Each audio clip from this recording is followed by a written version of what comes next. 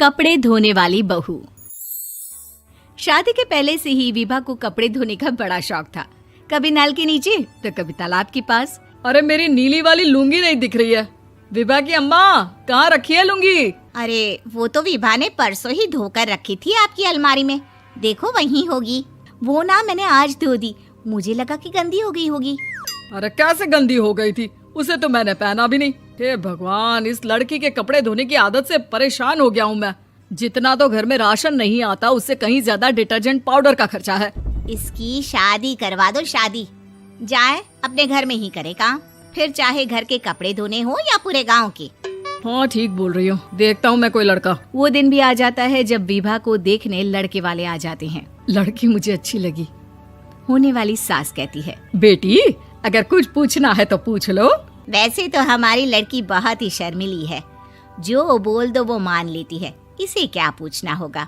अरे कैसी बात कर रही हो माँ, मुझे इन लोगों के घर रहना है, सवाल तो कई है। हाँ हाँ बेटा, पूछ लो ना, क्या पूछना है। आप लोगों के घर कपड़े कौन धोता है? सास का मुंह बन जाता है। देखो, अगर तुम ये कहना चाहती हो कि तुम्हें कपड़े धोने नहीं आते तो सुन लो, कपड़े मैं ही धोती हूँ, लेकिन तुम्हारे आ जाने के बाद मैं रुमाल तक नहीं धोऊंगी। अरे चुप रहना भाग्यवान, बहू बेचारी घर आई नहीं, उसे डराना शुरू कर दिया। वो क्या है ना बिटिया, अभी तक तो ये कल्लू की माँ ही धोती थी, लेकिन अब तुम्हारे पापा तो दहेज में वॉशिंग मशीन देंगे ही। तभी विभा की माँ बोल पड़ती है, सवाल भी पूछा तो क्या। वैसे भाई साहब, मशीन की तो फिर भी कपड़े धोने की कैपेसिटी होती है। मतलब जो बिटिया दे रहे हैं ना विभा, इसे कपड़े धोने का बहुत शौक है। ये आप लोगों के क्या, आस पड़ोस गांव मोहल्ले सबके कपड़े धो दे और उफ तक ना करे। बाहर देखा नहीं आपने कितने कपड़े सूख रहे हैं? सब हमारी बिटिया ने ही तो धोए हैं। बस भी करो ना माँ, शर्म आ रही इतनी तारीफ सुनकर।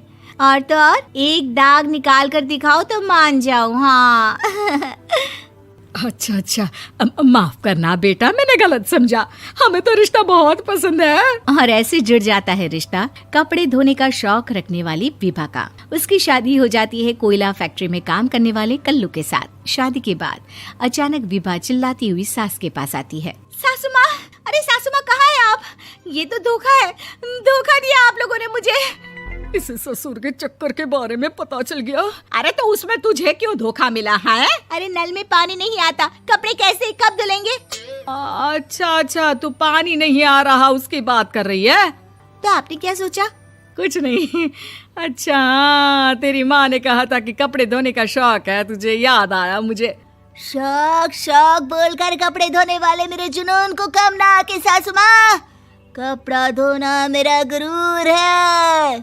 तभी पति भी वहाँ आ जाता है। अभी मैंने इसे सनी देओल की फिल्म दिखाई है, उसी के डायलॉग मार रही है माँ। अच्छा सुन, साफ साफ बता रही हूँ, पानी सुबह 4 से 6 और शाम को 10 से 12 आता है, समझी?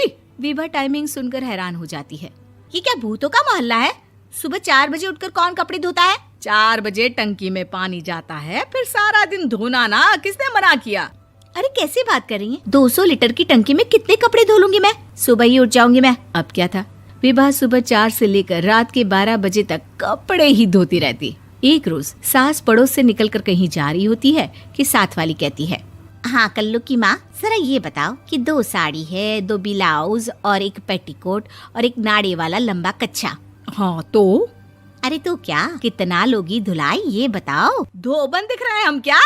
हमारे पति सरकारी नौकरी से अभी रिटायर हुए हैं और बेटा सुपरवाइजर है कोयला फैक्ट्री में। धोबन समझ रखा है हमें?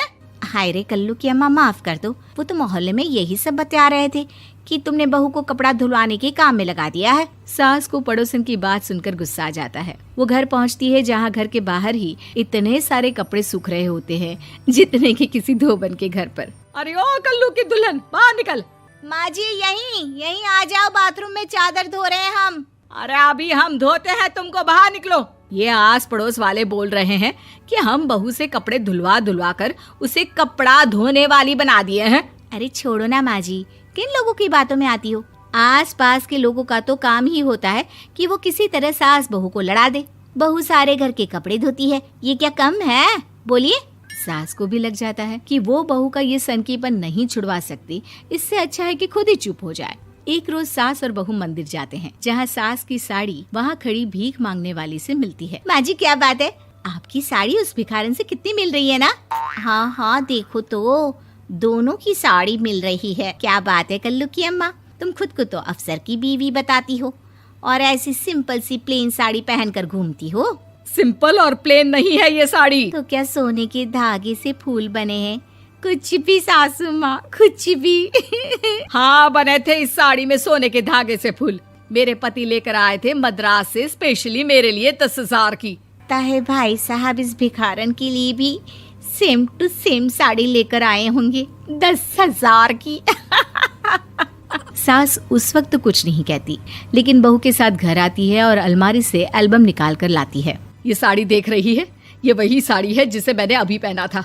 इस साड़ी में ये जो चमकदार फूल दिख रहे हैं ना, ये सोने के धागों से काढ़े गए हैं। लेकिन तू लोकल वॉशिंग मशीन ब्रश से घिस घिस कर सारे फूलों को निकाल कर साड़ी प्लेन कर दी। मुझे माफ कर दीजिए सासू माँ। और तो और, जब मैंने तुझे तेरी गलती के लिए कुछ नहीं कहा, लेकिन तूने तो सबके सामने मेरा मजाक ही बना दिया। क्यों? बहू को समझ में आ जाता है कि अब से उसका कपड़े धोना